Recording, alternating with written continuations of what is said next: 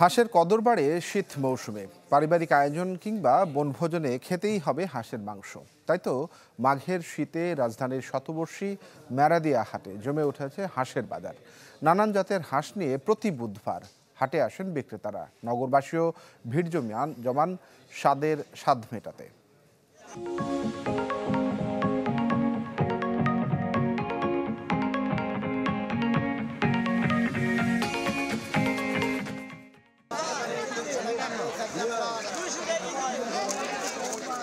হাঁসের এই মেলা বসেছে রাজধানীর ম্যারাদিয়া হাটে।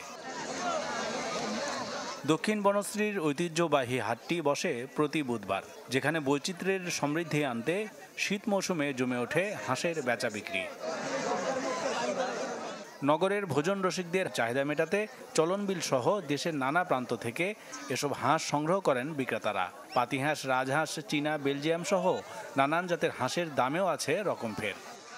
আজা হাঁস হলো ৩,৩২০, আর চীনা হাঁস হলো ২৫০০ টাকা পিস, আর পাতি হাঁস হলো ১২০০-১৩০০ টাকা জোড়া। বিভিন্ন এলাকায় টাঙ্গাইল গুনে, তারপরে হলো বগুড়া গুনে, সিরাজগঞ্জ, বিভিন্ন এলাকায় গুনে তৈরি করি আমরা একখান করি না।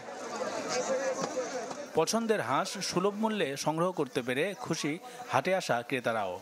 অনেকগুলো হাঁস দেখলাম, তার মধ্যে একটা বেলজিয়াম হাঁস আমি ১,০০০ টাকা দিয়ে হাঁসটা আমি নিছি। দামটা ঢাকা শহরে অন্যান্য জায়গাতে এখনো এই মেরাদিয়া হাটে অন্তত কিছুটা কম আছে। আসলে দরদাম করতে জানলে এখানে ভালো জিনিস পাওয়া সম্ভব।